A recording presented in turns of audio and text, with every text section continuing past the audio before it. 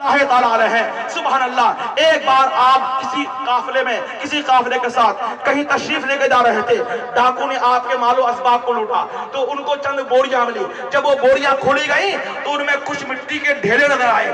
وہ ڈاکو حیران ہو گئے، ماجرا کیا ہے؟ پوچھا بھائی ان بوریوں میں ڈھیرے کیوں ہیں؟ معتقدین نے کہا کہ اس کی وجہ تو فقیہ ابو اللہ سمرقندی ہی بتا سکتے ہیں۔ جب ڈاکو کا سردار فقیہ ابو اللہ سمرقندی کی بارگاہ میں پہنچتا ہے، عرض کرتا ہے کہ حضرت ان بوریوں میں ڈھیلے آپ نے کیوں بھرے ہیں؟ تو حضرت فقیہ ابو اللہ سمرقندی فرماتے ہیں کہ میرا معمول یہ ہے کہ جب میں استنجا کرتا ہوں پہلے ڈھیلے لیتا ہوں، اس کے بعد پانی لیتا ہوں۔ میں نے یہ ڈھیلے اپنی بوریوں میں اس لیے بھرے تاکہ استنجا کرتے وقت ڈھیلے کسی کی زمین سے لینے کی نوبت نہ آئے۔ اللہ اکبر! آپ کس بات میں اتنا دم تھا کہ تمام ڈاکو بے دم اور بے خود ہو گئے اور فسق و فجور سے تائب ہو گئے۔ ان کا نہ ہوتا پوچھ ان خرقہ پوشوں کی ارادت ہو تو دیکھ ان کو یہ دے بیدا لیے بیٹھے ہیں اپنی آستینوں میں۔ آپ دیکھیں ان بزرگان دین کے تقوی و طہارت کو، ان کی پرہیزگاری اور دینداری کو۔ یہ حضرت امام اعظم رحمت اللہ تعالی ہیں۔ ایک بار آپ کسی گلی سے گزر رہے ہیں، آپ کے پاؤں کی ٹھوکر سے کیچڑ اڑ کر کے ایک شخص کی دیوار پر جا لگتی ہے۔ ہم دیکھیں کہ ہم دوسروں کو کتنی تکلیف پہنچاتے ہیں، غیبت کر کے، چغل خوری کر کے، اعضاء کے ذریعے اعضاء کے ساتھ اشارے کر کے، طرح طرح سے نت نئے انداز سے اپنے مخالفین کو، اپنے معاصرین کو، اپنے گاؤں اور سماج میں رہنے والے لوگوں کو تکلیفیں پہنچا رہتے ہیں۔ مسلمانوں یاد رکھو، آپ جس کو تکلیف پہنچا رہے ہیں اس کی نسبت اور اس کا رشتہ صرف ہمارے اور آپ سے نہیں ہے، خدا سے بھی ہے، رسول سے بھی ہے۔ جس کو آپ تکلیف پہنچا رہے ہیں زبان سے ذریعے سے یا اعضاء جوارح کے ذریعے سے، حدیث میں آتا ہے من اذا مسلم فقد اذانی ومن اذانی فقد اذى اللہ، اور کما قال، جس نے حضور فرماتے ہیں جس نے کسی بھی مسلمان کو، یہ قید نہیں کہ پرہیزگار کو یا عالم دین کو، کسی بھی مسلمان کو جس نے تکلیف پہنچائی، حضور فرماتے ہیں اس نے مجھ کو تکلیف پہنچائی، اور جس نے مجھ کو تکلیف پہنچائی اس نے اللہ کو تکلیف پہنچائی، اور جس نے اللہ کو تکلیف پہنچائی اس کی سزا جہنم ہی ہے۔ حضرات میں عرض کر رہا تھا، یہ حضرت امام اعظم رحمت اللہ تعالی ہیں۔ ایک بار گزر رہے ہیں، آپ کے پاؤں کی ٹھوکر سے کیچڑ اڑ کر کے ایک شخص کی دیوار پر لگتی ہے۔ آپ پریشان ہو جاتے ہیں اور سوچتے ہیں اور اس پشو پیش میں مبتلا ہو جاتے ہیں کہ اگر کیچڑ نکالتا ہوں تو کیچڑ کے ساتھ میں مٹی بھی آتی ہے، اور کیچڑ چھوڑتا ہوں تو دیوار ناصاف رہتی ہے، گندی رہتی ہے۔ آپ اسی پشو پیش میں اور ذہنی کشمکش میں آپ مبتلا ہیں۔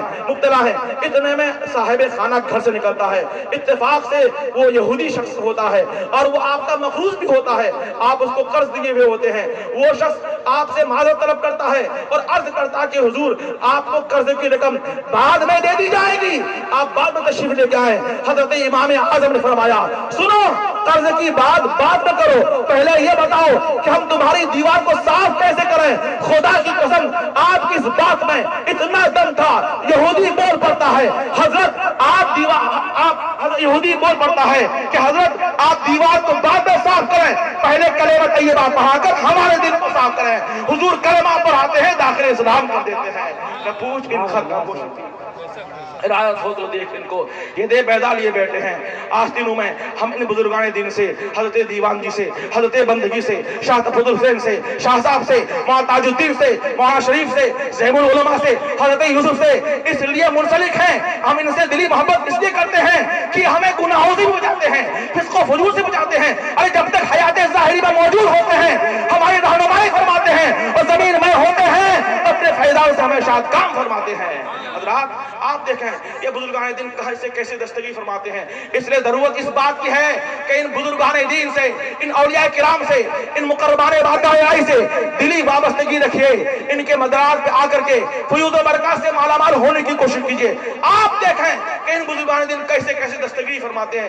ہمارے خانقاہ عالیہ رشیدیہ میں بیعت کے وقت یہ مریدین سے اور یہ عہد و پیمان لیا جاتا ہے کہ ہم نے پیروں کا دامن اس لیے تھاما، ہم نے پیروں کا دامن تھاما، ہم نے دین و دنیا کے خاطر پیروں کا دامن تھاما۔ حضرات آپ دیکھیں کہ خانقاہ رشیدیہ کے مشائخ کرام کیسے کیسے دنیا میں بھی ان کی حیات ظاہری میں بھی دستگیری فرماتے ہیں اور حیات ظاہری کے بعد بھی دستگیری فرماتے ہیں۔ کیسے کیسے لوگوں کو فسق و فجور سے بچاتے ہیں، कैसे कैसे मुरीदीन को गुनाहों से बचाने की कोशिश फरमाते हैं। हजरत सरकार आसिफ गाजी पूरी रहमतुल्लाह तआला अलैह हैं, आप फरमाते हैं कि जिस जमाने में मैं मदरसा हनफिया जौनपुर शरीफ में तालीम हासिल करता था, हमारे साथ हमारे एक दोस्त भी थे जिनका नाम मौलवी मोहम्मद सईद जायसी थे। वो भी मेरे साथ तालीम हासिल किया करते थे, लेकिन बहुत खूबसूरत लेकिन अय्याश गियाद आदमी थे। अय्या हम लोग दोनों का मामूल ये था कि नमाज फजर अदा करने के बाद हम लोग रोजाना दीवान जी के मदार पाक पर जाते थे, फातिहा पढ़ते थे और उसके बाद घर लौटते थे। एक बार हम दोनों गए और फातिहा पढ़ी, लौटे, रास्ते में मौलवी मोहम्मद सईद जायसी की हालत बदल गई और वो कहने लगे कि आप अपने पीर हजरत कुतुबुल हिंद से हमें बैत करा दें। मैंने दिल में सोचा कि ये तो आवारा आदमी है, ये तो आजाद खैर आदमी है, ये ऐसे लोगों की बैत का क्या एतबार, तौबा पर कायम रहेंगे नहीं, खामखा पीरों के इताब में मुब्तला हो जाएंगे, उनके गजब के शिकार हो जाएंगे। लेकिन जब उनका हिस्सा बढ़ा तो मैंने हामी भर ली। इत्तेफाक से हजरत कुतुबुल हिंद जुमा के दिन तशरीफ ले गए और मैं इनको लेकर गया। मैंने देखा कि हजरत कुतुबुल हिंद दीवान जी के रौदे के सामने बैठे हुए हैं और मैंने बैत कराने के लिए अर्ज किया। हजरत बगैर किसी ताखिर के इनको बैत कराई और उसके बाद वो लौटे और उसके बाद चले गए 2 साल के बाद फिर जबलपुर शरीफ लौटे और हजरत कुतुबुल हिंद की बारगाह में अर्ज करने लगे कि हुजूर आप दुआ फरमाएं कि मुझे कोई मुलाजमत मिल जाए, कोई नौकरी मिल जाए। 3-4 बार उन्होंने अर्ज की, हुजूर कुतुबुल हिंद ने कोई जवाब नहीं दिया। चौथी बार अर्ज करने पर हजरत कुतुबुल हिंद ने फरमाया कि ऐसे झमेले में मत पड़ो, तुम मिर्जापुर चले जाओ, सुनिए गौर से, मिर्जापुर चले जाओ और वहां जाकर मतलब कायम करो, हकीमी करो। अल्लाह अकबर, पीरो मुर्शिद की बात थी। हजरत मौलवी सईद ने न तो तिब की एक हर्फ पढ़ी थी और न ही मतलब में बैठकर नुस्खा नवेसी की थी, लेकिन पीर का हुक्म था, हामी भर ली बगैर किसी फसो पेश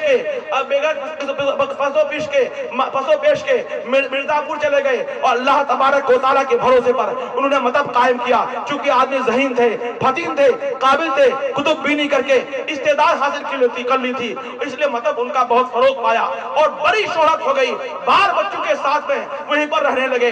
मतलब का हाल ही होता है, कुछ में हर तबके के लोग आते हैं, हर किस्म के लोग आते हैं। हजरत मौलवी मोहम्मद सईद जायसी के पास रंडियां भी आने लगी। एक खूबसूरत लौंडी आती है जो आप पर फरेफ्ता हो जाती है, उसकी मोहब्बत को देखकर वो मौलवी मोहम्मद सईद भी उस पर फिदा हो जाते हैं। नौबत यहाँ तक पहुंची कि एक रात मौलवी मोहम्मद सईद जायसी उस रंडी को बुला ही लेते हैं। हर चंद के अपने दिल को संभालने की कोशिश की, अपने आप को नफ्स के मकरो फरेब से और शैतान की चाल से बचाने की कोशिश की, मगर शैतान सर पर सवार था, सब ना हो सका। करीब था कि ज़िना में मुब्तला हो जाता और दामन तकवा को दागदार कर देता।